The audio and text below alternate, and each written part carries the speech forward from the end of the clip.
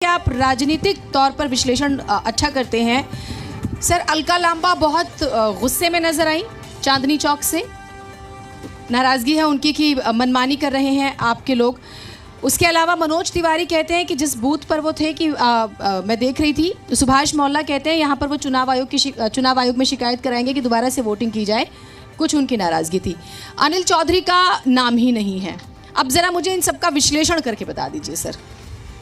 देखिए, जब कभी भी जहन में ये बात आती है कि हम पिछड़ रहे हैं तो इस तरह के आरोप लगाए जाते हैं। ये कोई नई बात नहीं है, इसीलिए मैंने कहा आपसे मैंने इसलिए शुरू किया कि जरा इसका विश्लेषण कीजिए। ये कोई नई बात नहीं है। और मनोज तिवारी ने तो चुनाव रद्द तक कराने की बात कह दी। हाँ, वो कहेंगे जिस तरह का माहौल बना है और दिल्ली की जनता ने जिस तरह से वोट करने का फैसला लिया है, हम खूब जानते हैं कि ये एमसीडी का चुनाव है और एमसीडी के चुनाव में लोग किन किन मुद्दों पर वोट करते हैं। हमारे लिए आज के वक्त में राष्ट्रवाद भी मायने रखता है, लेकिन दिल्ली की समस्या सबसे पहले मायने रखता है दिल्ली की जनता के लिए।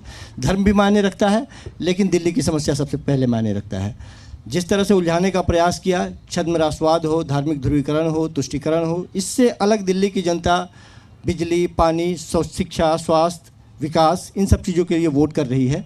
एक ऐसी पार्टी आई है पिछले कुछ दिनों पहले जो लगातार लोगों का प्यार पा रही है और लोग उस पर यकीन भी कर रहे हैं। उसका कारण ये है कि आज से तकरीबन 10 साल पहले तक यदि आपके बच्चे किसी सरकारी स्कूलों में पढ़ते थे तो आपको लगता था कि हे दृष्टि से लोग आपको देख रहे हैं और शर्मिंदगी का कारण हुआ करता था।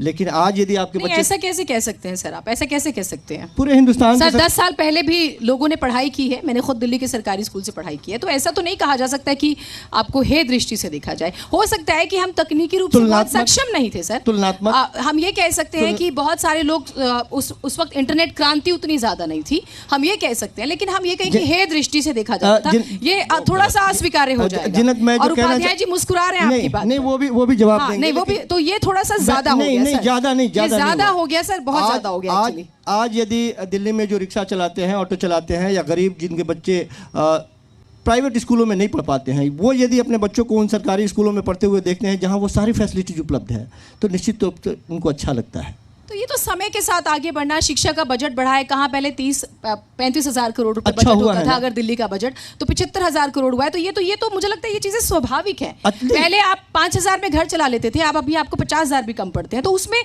उसको आप कितनी बार गिनाएंगे सर? आप मुझे बताइए, उसे कितनी बार गिनाया जा सकता है? एक ऐसी सरकार जो अपने बजट का एक बड़ा हिस्सा शिक्षा और स्वास्थ्य पे खर्च करती हो, हमको नहीं लगता कि हिंदुस्तान में कोई दूसरा स्टेट हो जो ये नजीर पेश करे।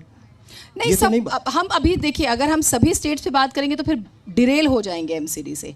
अब जो मेरा मूल सवाल था, मैं चाहती हूँ उसको आपको वापस उसी पर लेकर आऊँ। ये जो शिकायतें आ रही हैं कहीं कहीं पे से, और मैं ज़रूर चाहूँगी, देखिए जो टेक्निकल पहलू है, ग्राउंड पर ऑफिसर्स की नियुक्ति होती है, चुनाव आयोग की बहुत बड़ी जिम्मेदारी होती है कि बहुत बेहतरीन तरीके से मैनेजमेंट हो, तो वो ज़रूर ध्यान दे रहे होंगे जहाँ पर भी शिकायतें हैं। उपाध्याय जी, इस